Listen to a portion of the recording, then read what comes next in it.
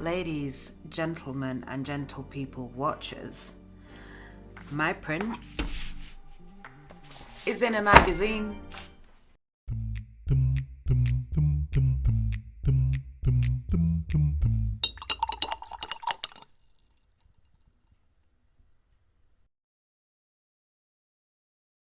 Let's start from the beginning. Pressing Matters is a quarterly magazine that focuses purely on printmaking of all kinds. They speak to the artists themselves about their processes, their passion for print, and give them a chance to showcase their workspaces and, of course, their prints. Each issue, they have a print challenge where they give a few prompts, guidelines, and a deadline. They announce all the details on their Instagram. I'll leave a link in the description below for you guys to take part if you want to, or just if you're curious to see what they're posting. So I decided to take part of one of these challenges.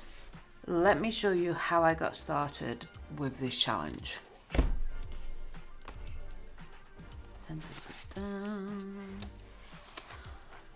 So the prompts for issue 20 print challenge, which is in the October edition of the magazine, and the prompts were to use one colour, but you could use a different colour paper, which is what I've done. It needs to have a sort of positive vibe or message. It needs to be A4 and portrait, and the deadline was the 31st of August 2022. So from that, I then just wrote some words, some, first thoughts, so like yellow, golden, because they're like positive colours for me, lighthouse, smiley face, coral, just lots of different things. That coral's actually giving me a new idea now. But I had this quote in my head from something or other that I was watching or doing or whatever. And I think it was Back to the Future, and it's like, make like a banana and split. I then went on with make like a lighthouse and shine, because I thought that's quite a positive message, quote sort of thing. And then also the other one I was playing with was shine on. So then I just did some quick sort of thumbnails of sort of like how I wanted to incorporate that message with a lighthouse. So I came up with those. Then I moved on to getting some clip art or vectors just together to get the composition and also sort of the placing of text in fonts together, because I do sometimes draw directly straight on the white page, but when it's something like this, and when I've got a very specific idea in my head of what I want to do, I need to sort of grab images and things and references and stick them all together and sort of collage them, and it just helps compose the composition and balance out the image, and especially when you're dealing with text in fonts. So that's what I went ahead. And then I finally settled on this sort of design, which ain't too dissimilar. But then I go back to drawing manually. So I started just drawing manually to sort of clean up the image, because there was a lot of things I wanted to change or do, especially when it comes to putting in the texture for the printmaking. So I went ahead and started drawing just naturally, and then tracing paper on the top to get figuring out what I wanted to be a solid colour, what I wanted to be texture or hatching or whatever. And also the great thing about working with bits of tracing paper is, for instance, this top, if I just take that one off there, you can see that looks quite complete and finished, but originally I wasn't going to black out that top, and yeah, it still looks okay, but just simply changing that, it sort of like finalizes the image. It sort of like completes it. And I've put balance there because it does sort of balance out the image as opposed to it not being there. So with tracing paper, you can just quickly you know, test ideas out. You don't have to redraw the whole thing. You can just do little bits and bobs, as you can see here. Whereas experimenting with not really having much on the cliffs and just having that white, and then I decided to add more texture and even more texture. So yeah, it just sort of worked out like that. So then when I was happy with that, I then went ahead and copied the whole thing again onto tracing paper, so then I could flip the tracing paper and then put the copy the design onto the linocut, as you're seeing on the clips, and then we get the final linocut with all the details, as you can see there. I did mess up on the blue one that you could see quite badly. It was with the text as well, so I couldn't really get around sort of covering that up. Perhaps in hindsight I could actually have sort of cut all the text out and done that on a separate layer, but I just wanted it all on one lino. So I ended up doing it again and then flipping it onto the greens. Well, not flipping it. I got a fresh piece of the Japanese vinyl, which is what the green and the blue is. And I don't know why, but on the green, I found it easier to cut and I got more defined lines. I don't know if that's a thing or not, but yeah, so I think I'll be using the green side of Japanese vinyl. But you can use both sides. That's not an issue. It's just, maybe it's just a psychological thing because I prefer green. I don't know. But yeah, I'll leave my Jackson's art link in the description below for the Japanese vinyl, so you can get your hands on that and try that yourself. It's not too expensive. It's more expensive than obviously the traditional grey one with the Hessian back, but I just find it a little bit easier to cut, and especially because it's got like the colour than black underneath, so as you're cutting into it you can see exactly where you've cut into it, whereas the grey, it can be quite difficult sometimes. I've never done any lettering on lino, so that was another first for me, but as it always with any sort of printmaking, just remember to reverse things. Here's the final lino cut, close up of all the cutouts in textures and details.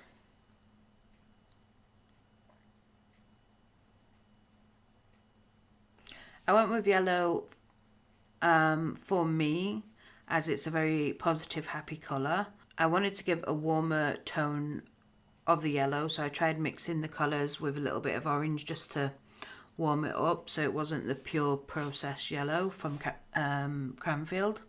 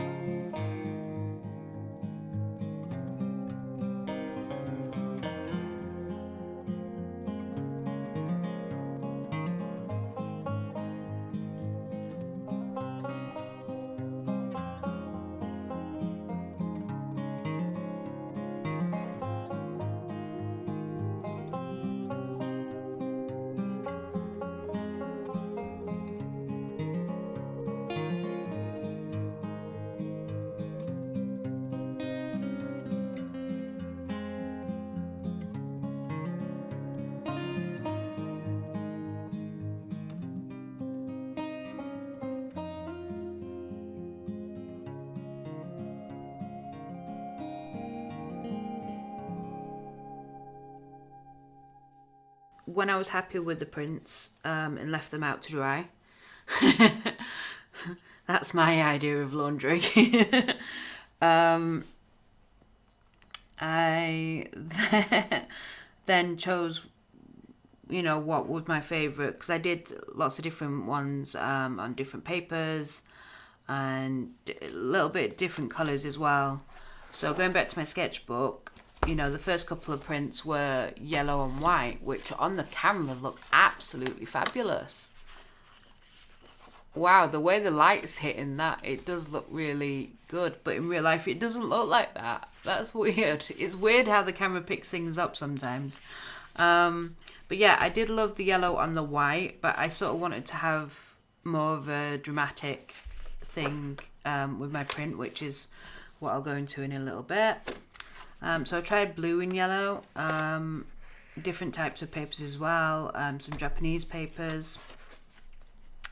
Then we've got the grey tone paper with white in the black on white, which I really like because it's like chalk. Like I've done this with chalk, because of the texture that we're getting there.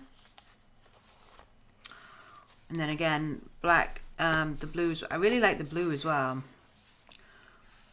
This grey is like a greenish grey, so the yellow really didn't stand out very well. And also the yellow and the blue made it look really green. But yeah, this is saying that this is just one layer, and that's 2 layers of the paint, of the ink, because it wasn't showing through on the paper very well. But I was using all sorts of random paper. It wasn't professional printmaking paper. So then I started really liking the grey. And then, of course, I love my copper on the navy blue. That just looks lovely, but again, I think it could have done with 2 coats. And then the copper on the white as well, but this was a couple of layers, but it's slightly moved, so you've got that sort of like blurred effect.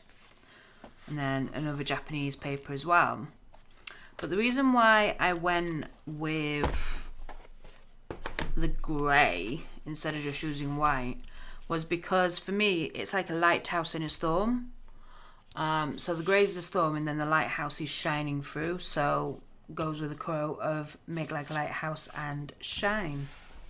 Yeah, so when I eventually settled on this print, I then entered via Instagram with these images, and lo and behold, they picked mine out of literally hundreds, if not thousands of entries to be in the October issue, which is this lovely thing. I do love this green, and it is fitting for October as well. So the showcase, well, the winner for the October print challenge is Tony Hartill. Sorry if I'm pronouncing your name wrong, but I do love this winning entry. So they get a full page spread and a little interview as well. But this is just lovely. It's a fantastic message behind it as well, of the coach versus the critic, because we always have that imposter syndrome, or we always sort of like second guess ourselves, especially in the creative field. So it's a nice duality, and every time I look at this, I'm always looking at all the new little details that I see. So it's just a print that you want to keep coming back to, and I think they said the same thing as well. Hang on. Yeah, they kept us looking at it over and over again. So yeah, very well done to her for being the winner for that showcase, for that print challenge. However, mine turnover is just there. Yep, so this is the showcase gallery. They did 2 page spreads for this. This is the anniversary edition as well, because it's their 20th issue, which is quite a feat. So that's basically 5 years, because they only release quarterly. So yeah, but yeah, I'm so excited to have my work actually published in a magazine. It's very exciting. I know it's only a little thing, but it's a big thing for me, and I was very happy when they said, I was like, me, really, First time I've ever entered a challenge and it goes in, I was like, wow, okay. I did good. And somebody else thought so. So yeah. I mean, I do love this magazine on a whole anyway. I think I've got like 4 issues, but I tend to go for the digital version because it's just easier for me to be on the train with and so on and so forth. But it's got a lot of fantastic information here, and with being a creative profession, the best way for you to learn is to learn off others. So the fact that the magazine, you know, interviews a lot of different artists in one issue is really nice way of getting inspiration and learning different things.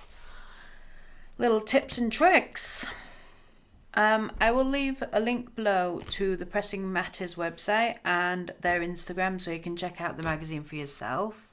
The print version is £10, but the digital version is £5, which is fantastic considering it's over a quarter of a year, so that's not much really. And also link their Instagram so you can see what they're up to, and also for you to be notified when they do announce another challenge. The challenge for the January one is the deadline's been and gone. I haven't entered that one, but I'll be interested to see what they do for I think they'll announce one in January, in time for the January, February, March, April edition. Might be March, April edition. So yeah, so the deadline will probably be end of February, I think. Don't quote me on that. I just wanted to share with you that, you know, some good news for the new year, that my work has been published in a magazine, and also to showcase this magazine as well, because it is a fantastic magazine and it is something that I do use as one of my references and just, you know, a learning tool as well. But I've never really heard printmakers mention it before, so I thought I'd do a video on it. But yeah, I hope you enjoyed this video. Leave me a comment if you get this magazine, or if you've ever entered one of the challenges before, and if you did, what was it like? What were the prompts, and then what did you produce? I'd love to know.